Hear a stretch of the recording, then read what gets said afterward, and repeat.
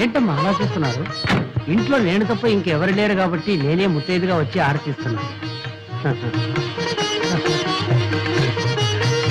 రండమ్మా, రండి రండి. నువ్వు వెళ్ళు, మధుకి థ్యాంక్స్ చెప్పు. కలిసి కావాలంటాయా కాదా? కుడి కాలు పెట్టి లోపల రండి. రండి రండి. ఎక్కడ చూసినా మా పెద్ద అయ్యో బాబోయ్. ఏంటి బాబు చూసా? పాప మంచి రక్తం చూసి ఎన్ని రోజులు అయిందో. 3 రోజులు నీ బాధ, తర్వాత మీరే అలవాటు పడిపోతారు.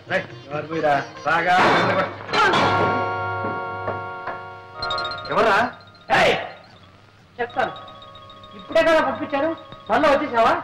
ఒక చోటు ఉండవా?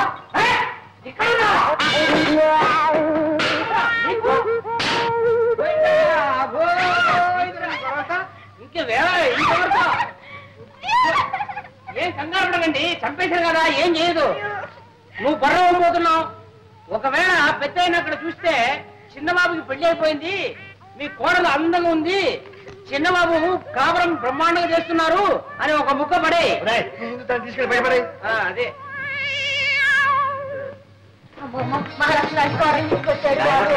మీ నాన్నగారు పోయారు, ఈ ఇంట్లో దీపం పెట్టే దిక్కుండదేమో అని భయపడ్డాం. మీరుగా పెళ్లి చేసుకుని పెళ్ళం దగ్గరకు వస్తామని, ఈ ఇంట్లో కాపురం పెడతామని కలలో కూడా అనుకోలేదు ఆయన. చాలా సంతోషం. అమ్మా అది పేరేమిటో? దుర్గా. బాగుందమ్మా, చాలా బాగుంది. చూడమ్మా, కొత్త కాపురం, కొత్త ఊరు అనేం భయపడకమ్మా. అవునమ్మా, మేమందరం ఉన్నాం, అంతా కావలసిన వాళ్ళమే. బంగారు బొమ్మలా ఉంది. ఆ మొఖం చూడవే, లక్ష్మి కళ ఉట్టి పడుతుంది. అబ్బాయి కాసులు ఎంత బాగున్నాయో.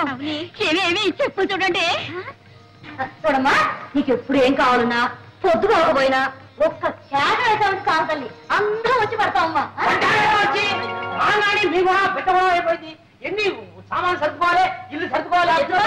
ఎందుకలా అరుస్తావు? చౌకోసం మేకలాగా రండి వెళ్దాం. సామాన్ సర్దుకుంటాడు, సర్దుకొని నిన్ను చూడడానికి వచ్చావు. లక్ష్మణ అంటే అమ్మాయిని తీసుకొచ్చాడు, చూడడానికి వచ్చావు.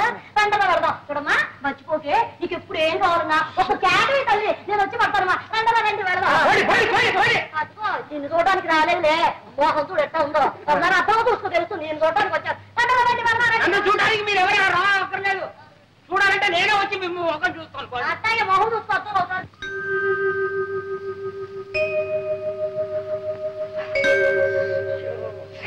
ఏమండి ఏమండి, ఉక్క పడుతుంది, చెమటలు కారిపోతుందండి. పడుకో. సర్లేండి, కిటికి తెరిస్తే లేకి జనం కాలం, ఊరికి కాలం కంపు. ఏమండి ఒక మాట చెప్తాను, వింటారండి?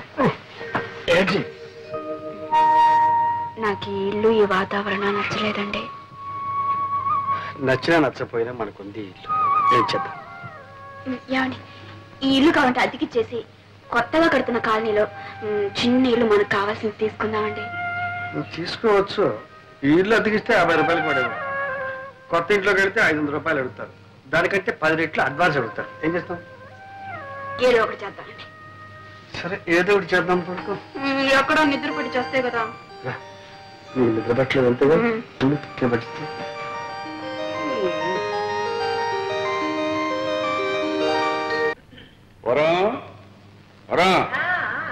వస్తున్నా.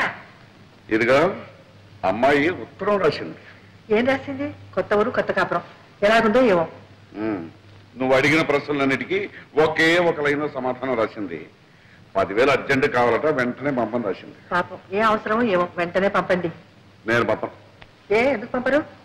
ఇలా పంపడం మనం ప్రారంభిస్తే అదే అలవాటైపోయి మన ఆస్తి అంతా అరిగిపోతుందా, కరిగిపోతుందా? ఆస్తి అంతా అరిగిపోదు, కరిగిపోదు, దాని అహంభావం పెరిగిపోతుంది.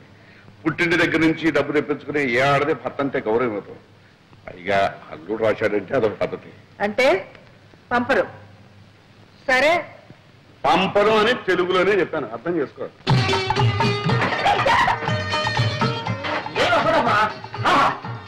ఇక్కడనే ఉండాలి, కూర్చొని తినేటట్టు ఉంటుంది.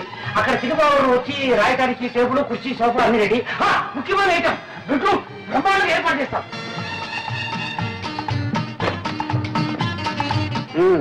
అలంకరణ అయిపోయిందా? అంతా అయింది, అంటే కాలేదు. చూడండి, ఇదే హాల్. ఎవరైనా పెద్దవాళ్ళు వస్తే ఇక్కడ కూర్చుంటారు. ఎలా ఉంది? బాగుంది కదా? ఆఫీస్ రూమ్ చూద్దరు రండి. ఇది మీ టేబుల్, ఇది మీ కుర్చీ. ఎవరైనా అవసరం కూర్చోవడానికి 2 కుర్చీలు చూసారా, ఆ తర్వాత మీరు అప్పుడప్పుడు రిలాక్స్ కావడానికి ఇది బాగుంది బాగుంది. కానీ కానీ ఏంటి బ్రేక్ అవుతారు? మరేం లేదు, ఇక్కడున్న ప్రతి వస్తువు నన్ను చూసి నువ్వెవరు అని అడుగుతున్నట్టు అనిపిస్తుంది. ఎందుకంటే ఊరికి అలా చెప్తారు? డబ్బు మా పుట్టి నుంచి తెప్పించుకున్నాననిగా. చూడండి, మీరు కళాకారులు, నటుడిగా రచయితగా మీకు పెద్ద పేరుంది. నలుగురు మిమ్మల్ని చూడటానికి వస్తూ ఉంటారు కదా. మీ మర్యాదకు తగ్గట్టుగా ఉండాలని అవంతా చేశాను. మీకు అవమానంగా ఉంటే వదిలేండి. నాకున్నది అవమానం కాదు, ఆత్మాభిమానం. సర్లేండి, నాకుంది ఆత్మాభిమానం. ప్రతిసారి మా వాళ్ళని పిచ్చి అడుగుతాను అనుకున్నారా? ఇక ఏ పరిస్థితిలోనూ మా పుట్టికి నుంచి ఒక చిల్లిగా కూడా నేను తెప్పించను. ఈ ఒక్కసారికి మన్నించండి ప్లీజ్. నోను, ఇప్పట్లో నేను మర్చిపోను. అయితే ఎప్పుడు మర్చిపోతారు? ఎప్పుడా? రాత్రి కావాలి, వెన్నెల రావాలి, ఆ వెన్నెట్లో నువ్వు నా పక్కకు చేరాలి. అప్పటిదాకా మీరు ఆగాలి, ఇంకా మీరు చాలా చూడాలి. ఉంది, బ్రహ్మాండంగా ఏర్పాటు చేశాను. చిన్నబాబు, ఇది నీ పెట్టు, అమ్మగారు ఇది మీ పెట్టు. కావాలంటే మీరు ఇటు అటు మార్చుకోవచ్చు, లేదంటే ఒకే సైడ్ రావచ్చు. నా పెట్టు కూడా రెడీ అయిపోయింది. నీ బిడ్డ ఇదిగో. అవును, నాకేమైనా వినోదం ఉందా? ఒక కలెక్షన్ ఉందా? ఒక డ్రామా లేదు, ఒక సినిమా లేదు, కనీసం ఇదేనా? క్షమించండి.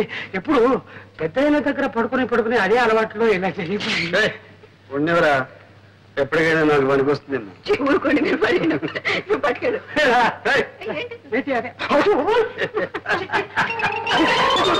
అదే